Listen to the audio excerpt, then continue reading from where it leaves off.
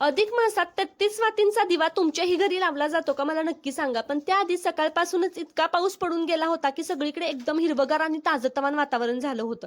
संध्याकाळी म्हटलं चला थोडंसं बाहेर जाऊन फिरून येऊया म्हणून बाहेर गेलो. आता बाहेर गेल्यावरती ना पावसानंतर गाव म्हणजे डोळ्यांना मेजवानीच वाटते. सगळीकडे ओलसर मातीचा सुगंध, हिरवंगार झाड आणि शांत वातावरण असतं. फिरत असताना रस्त्यावर एक गाढव सुद्धा दिसला. आता गावाकडे फिरायला गेलं आणि एखादा प्राणी भेटला नाही असं तर होतच नाही.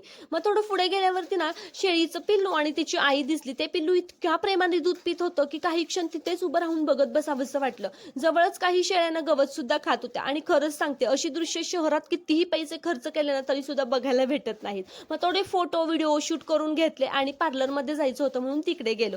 पार्लरमध्ये गेल्यानंतर माझं लक्ष थेट एका गोष्टीकडे गेलं ते म्हणजे स्वामी समर्थांचा फोटो. आणि मला एक गोष्ट कायम जाणवते की मी कुठेही गेले तरी मला स्वामी समर्थांची मूर्ती, फोटो किंवा त्यांचं नाव कुठे ना कुठेतरी दिसतंच. त्यामुळे मला नेहमी असं वाटतं की स्वामी समर्थांचा आशीर्वाद कायम माझ्यासोबत आहे. तुम्हालाही असं वाटतं का मला नक्की सांगा. त्यानंतर आम्ही घरी आलो आणि मम्मीने आधीच 33 वाती तुपामध्ये भिजवत ठेवल्या होत्या. मग त्या 33 वातींचा दिवा आम्ही प्रज्वलित केला आणि असं मानलं जातं की अधिक मासात श्रद्धेने 33 वातींचा दिवा लावल्याने घरात सुख समृद्धी शुभ गोष्टी होतात. म्हणजे चांगल्या गोष्टी अधिक होत जातात. मग आम्ही कुलदेवतेचं नाव घेतलं, दिवा प्रज्वलित केला, हळदी कुंकू वाहिलं आणि पूजा केली. तर असा होता दिवस. Bye bye.